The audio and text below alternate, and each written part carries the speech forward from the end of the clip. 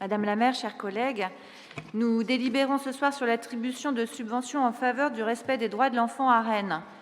Que les enfants qui peuplent notre ville aient le droit au repos et au loisir, qu'ils aient le droit de jouer, de rire, de se cultiver, de rêver. Quel beau programme politique! Vous pouvez compter sur notre vote. Plus largement, cette délibération nous donne l'opportunité d'évoquer la place de l'enfant dans l'espace public à Rennes. Dans la capitale bretonne, comme dans tant d'autres communes d'Europe, les usages enfantins de la ville ont disparu. L'espace urbain est devenu hostile et dangereux pour eux. Les enfants l'ont déserté. Ils ne courent plus, ne jouent plus dans les rues, à peine y marchent-ils encore. La présence dehors d'enfants non accompagnés est devenue tellement rare qu'elle suscite l'incompréhension, voire la réprobation. La maîtrise progressive et autonome d'un espace de vie de plus en plus large participe pourtant du développement harmonieux de l'enfant, et la pratique prolongée et quotidienne de la marche à pied est nécessaire à sa bonne santé.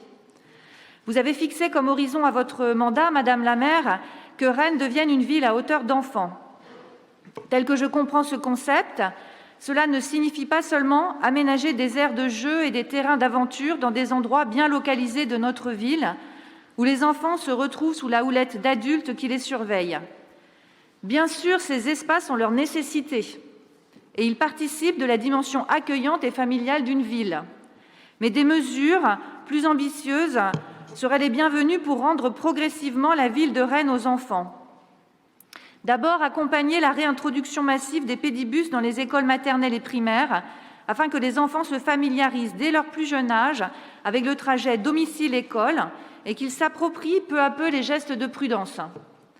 Ensuite, garantir par la prévention et par la répression le respect du code de la route par tous les usagers de la rue, automobilistes, cyclistes, piétons, utilisateurs de trottinettes. Les enfants sont particulièrement exposés aux dangers de la rue car leurs réflexes sont plus lents et plus incertaine leur compréhension des signes et des symboles inscrits dans la rue. Troisième chose, sécuriser les abords des écoles et instaurer des zones zéro danger. À minima par la mise en place de limitations de vitesse à 30 km/h, je sais que ce sont des choses qui sont prévues. Idéalement par la piétonisation des abords des écoles et quand c'est impossible, en interdisant la circulation des voitures autour des écoles 15 minutes avant et 15 minutes après la sortie des classes. Enfin, quatrième point, pacifier les zones autour des abribus, singulièrement aux heures de pointe de fréquentation par les scolaires. Les enfants doivent pouvoir prendre les transports en commun de manière autonome, sans crainte pour leur sécurité et sans être exposés à des comportements et des incivilités qui leur font peur. Ces mesures visent à favoriser les déplacements autonomes de l'enfant dans la ville. Moins il y a d'enfants qui circulent, et moins il y a d'enfants autorisés à circuler.